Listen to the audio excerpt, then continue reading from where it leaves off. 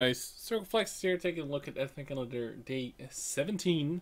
Don't forget, by the way, if you haven't watched my previous video, so check that one out, especially in the comment section. There's a really nice Google spreadsheet link with all the deals for every day for the next like 3 weeks. As in like consumables, half off, triple XP days, all of those. So check out my previous video as well if you want those links. Anyway, let's take a look at day 17 for EU first. Oh, it's the 59 pattern. That's actually kind of cool. That's cover the whole shebang of gold again. Which would be, let's see, that would be roughly, that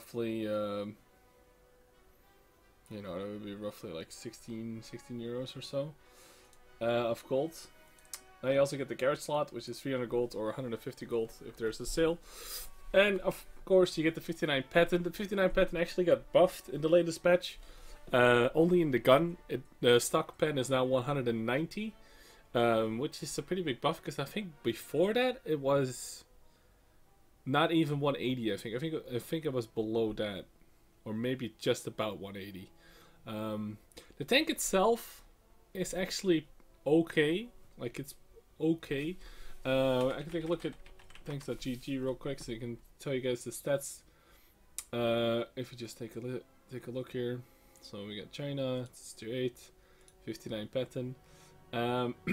So it doesn't play at all like the Chinese tanks that you're used to, because it's basically a pattern kind of how you drive it. It has, because of the turret, so it has the same kind of gun, and it has really good gun depression. So you do have a gun like a tier 8. It doesn't get limited matchmaking like the Type 59 does. It goes 50, and the aim time is 2.4 is alright.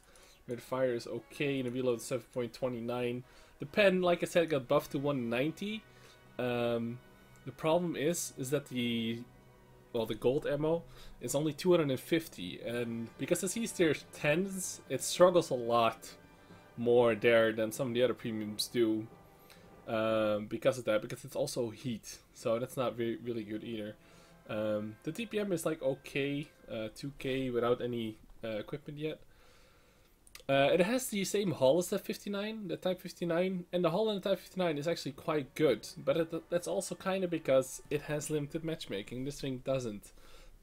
So it will perform probably even better than the normal Type 59 for the most part in like tier 8 and below games.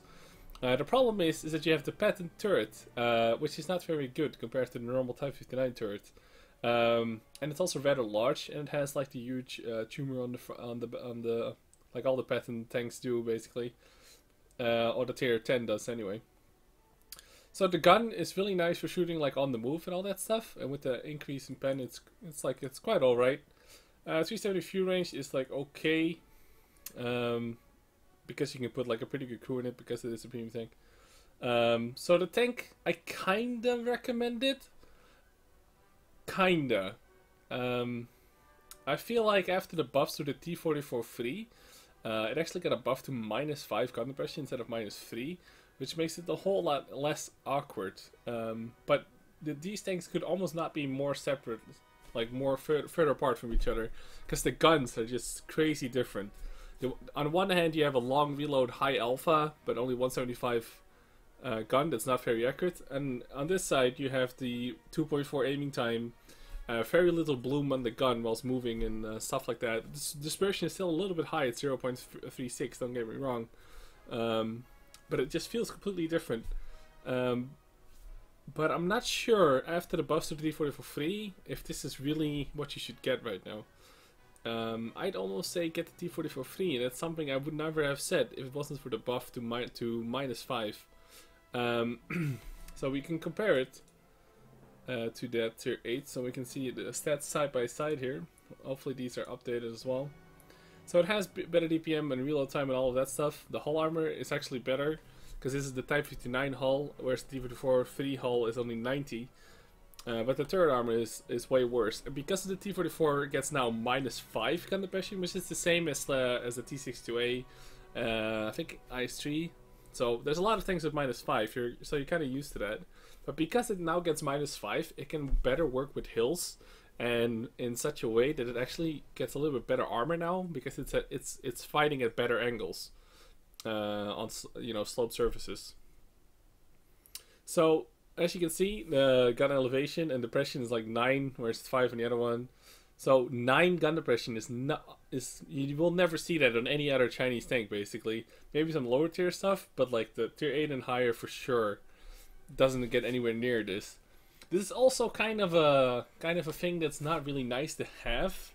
Like, it's nice to have on the pattern, but it doesn't really allow you to learn the Chinese tanks. So you might get used to the -9 gun depression on the Type 59 pattern, have a good time, train up your crews, and then play tanks, the tier 9 and 10, that play completely different than the pattern. So for those reasons, I kind of prefer the T-44-3 now, and I think a lot of other people would probably agree. For the simple fact that the pattern doesn't play like anything else in the Chinese medium tank tree. The Type 59 pattern, however, itself is kind of cool. Like, I kind of like it for some odd reason. But after the bust of the T-43, it just makes a lot more sense to buy that. Because you actually kind of learn how to fight with the Chinese medium tanks as well. So it will help you playing the tier 9 and 10 so much more than the Type 59 pattern. But if you just take a look at the Type 59 pattern like solo, it's an alright tank. But I'm not even sure if it's worth the $40, even though it comes with like a lot of gold. But so there you go. That's kind of a train of thought here. You have let's say 17 hours to decide after I upload this video. But keep all those things in mind, and then maybe you want to go with the pattern anyway, or maybe you want to go over the T-44-3. And if you buy that one, wait till the tier 8s are on sale, because they will be 15% off. So keep that in mind. And that thing also is limited matchmaking. So keep all those things in mind. It's an okay deal, and I'm glad it's somewhat of a more rare tank than we've seen in the other Advent calendar days. So, but there you go. Hopefully, with a little of my input, you can make a little bit of a better decision there. Let me know in the comment section if you already bought it, because it was on sale one time earlier before, I think. And let people know if you like it or not, and maybe if you bought it or not. I'm kind of curious how people feel about this tank, because you don't really see them all that often. They were on really limited sale, so I would like to see some YouTube comments about that. Anyway, let's take a look at the Asian server, the Asia server, or the SEA server, I guess I should say. They've had some really shitty deals, so hopefully it's better. Alright, so it's the KV5 deal. Wait, what? Wait, what? Wait, roll tanks? Specials. That's weird. Yeah, well, like a KV5. Okay. So, okay, that's the calendar just bugged out, I guess. So it's 42 euros for limited matchmaking tier 8 with a bunch of gold, carrot slot, obviously. We already discussed this in the previous video, but it got slightly buffed. The turret especially got buffed. It still has the same weak spots. It's still slow. The gun is still pretty bad.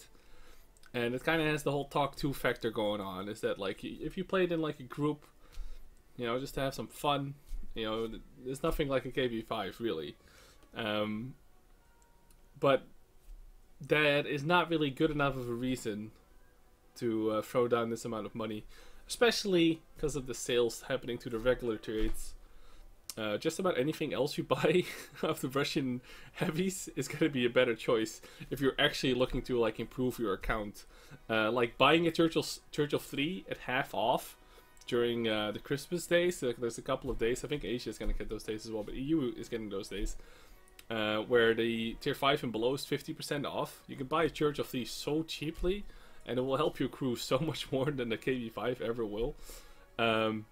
And the IS-6, the IS-3A are all better tanks than this. But, you know, there's always kind of this vanity thing that the Talk 2 also kind of gets, where, like, almost everybody should have a Talk 2 in a KV5, you know? But in all honesty, it's not really worth getting one. So, you know, just know what you're getting. You're not really getting that. You're not really getting something that's that special. We all know and love the KB5 from all the YouTube videos that Jingles posted and stuff. I think I'm actually on Jingles, one of his videos, with my KB5, doing something silly, and it's actually worked out. But most of the time, especially playing solo, you'll find the KB5 a little bit frustrating because of the gigantic weak spots and a really mediocre gun. So keep all of those things in mind. If you always want the KB5, this is a perfect time to get one, obviously. It does come with a whole lot of gold, and it is a bit pricey in my opinion. But yeah, keep all those things in mind. I can only give you guys my opinion on things and how I look at it. But I can't really say like you should never buy this ever. No, I can't really say that about the KB5 either. So, you know, hopefully I informed you a little bit more. If you take a look at the video from, I think from yesterday, we take a bit of a better look on tanks.gg and stuff. But yeah, there you go. This was the Advent Calendar or Festive Day 17. Hope you guys enjoyed the video. I'll be back tomorrow with day 18. Hope you guys enjoyed it. Have a great day, guys. Hope to see you guys tomorrow on my live stream on Friday for some more World of Tanks. Currently at the tier 7 of the Czech tanks and hopefully getting the tier 8 on Friday. Grinding my way from tier 6 up. So yeah, I'll probably post some highlights from the tier 6 from yesterday, either today or tomorrow as well. So you get that to look forward to. But in any case, guys, hope you guys enjoy your day. I'll see you guys tomorrow, and peace out.